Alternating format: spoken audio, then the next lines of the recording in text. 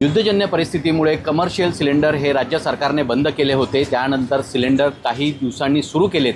मात्र या सिलेंडरच्या दरमध्ये जवळपास 1080 रुपयाची वाढ झाली आहे। याचा थेट परिणाम पुन्हा उद्योजकांनी असेल, छोटे उद्योग असेल याच्यावरती पडल्याचा पाहायला मिळत आहे। त्याच पद्धतीने खानावळ जे चालवतात त्यांच्यावरती देखील पडल्याचं पाहायला मिळत आहे।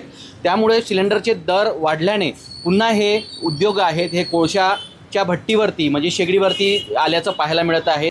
आता सिलेंडरचे भाव इतके वाढलेले आहे 1080ने, ते आता आम्हाला 3200मध्ये जात आहे। म्हणून भाव खूप वाढलेले आहे आणि तरी पण आम्हाला गॅस साठा हा सुरळीत होत नाही आहे। त्याच्यामुळे आपल्या ज्या 4 शाखा आहेत त्याच्यातल्या आपल्या 3 शाखा बंद केलेल्या आहे आणि आता ही जी एक शाखा आहे ती आपल्या कोयल्याच्या भट्टीवर चालत आहे।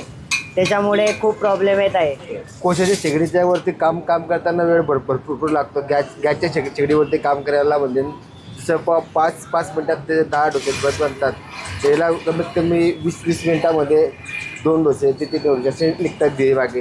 हे म्हणजे फास्ट बनत नाही डोसे। त्यात स्लोमध्ये कस्टमरसुद्धा नाराज होतात की बुवा तुम्ही सर्विस मिळत नाही बुवा, की लवकर देता नाही बुवा, पण कोळशाच्या भट्टीमुळे दिलेले माल निघतो। हा सिलेंडरचे दर वाढल्याने पुन्हा खानावळ चालक असेल, हॉटेल चालक असेल यांना या वाढत्या महागाईचा सामना करावा लागत आहे आणि कोळशाच्या शेगडीवर पुन्हा आपला उदरनिर्वाह यांनी सुरू केल्याचं पाहायला मिळत आहे। सुमित देशमुख, लोकशाही मराठी, जळगाव।